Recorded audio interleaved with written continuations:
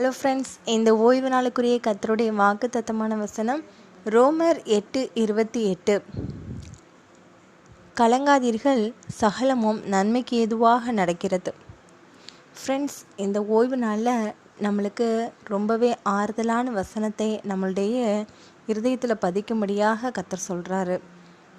எல்லாருமே ஒரு சில காரியங்களுக்காக, ஒரு சில காரணங்களுக்காக நம்மளுடைய இருதயம் கலங்கி நம்மளுடைய கண்கள் நிமித்தமாக நம்ம அழுதுகிட்டு இருப்போம்.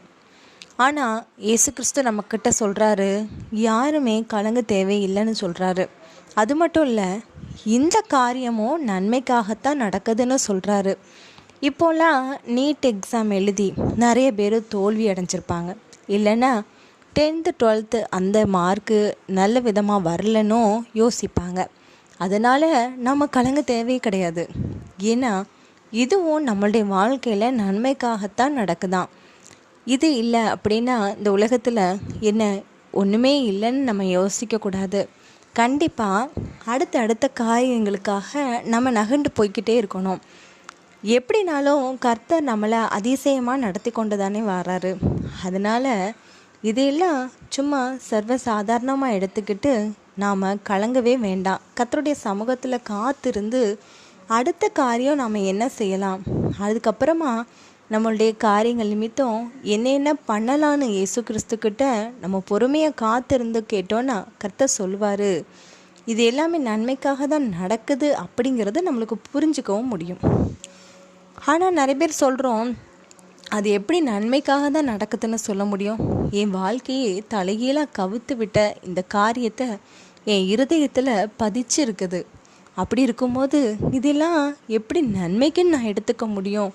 தீமையான காரியங்களை தான் கர்த்தர் அனுமதிக்கிறார் என்னுடைய வாழ்க்கையில்.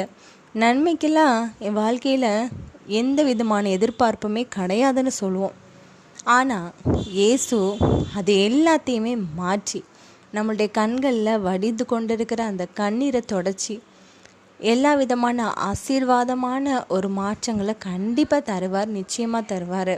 அதில் எந்த விதமான சந்தேகமும் கிடையாது. ஏன்னா இயேசு கிறிஸ்து நமக்காக ரத்தம் சிந்தி உயிரோடு இருக்கிற நல்ல தெய்வமாக இருக்கிறாரு. அவர் மூலமாக தான் நாமளும் இந்த காரியங்கள் எல்லாத்தையும் கர்த்தர்கிட்ட ஒப்பு கொடுத்தோன்னா அது நல்ல விதமாகவே நடந்து முடியும். அது தீமையான காரியங்களை நோக்கி போனால் கூட கர்த்தர் அதை அதிசயமாக நன்மையாக நமக்கு மாற்றி தருவார். அதனால் எந்த காரியங்களை குறித்தும் நம்ம கலங்க தேவையே இல்லை. நம்மளுடைய இருதயம் கலங்க நம்மளுடைய உடலில் வலிமை குறைய ஆரம்பிச்சிடும். அது மட்டும் இல்லை, நாம் கர்த்தரோடு இடைப்படுற நேரமும் ரொம்பவே குறைய ஆரம்பிச்சிடும்.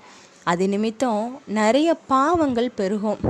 கோபத்தோடையும் பொறாமையோடையும் எல்லா விதமான பாவத்தின் நிமித்தமாக நம்ம வாழக்கூடிய சூழ்நிலைமையில் நம்ம தள்ளப்பட்டுருவோம். இது எல்லாமே சாத்தான் கொடுக்குற விதமான காரியங்கள்.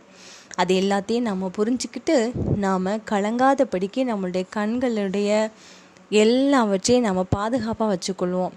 கண்டிப்பாக இது எல்லாமே நன்மைக்கு எதுவாக தான் நடக்குதுன்னு நம்மளுக்கு கண்டிப்பாக புரிய வேண்டிய சமயம் வெகு சீக்கிரமாக இருக்குது.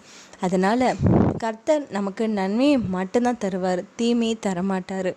அதில் நம்ம உறுதியாக இருப்போம், நன்மைகளை நல்ல விதமாக சுதந்திரிப்போம். கர்த்தர் உங்களை ஆசீர்வதிப்பாராக. ஆமேன்.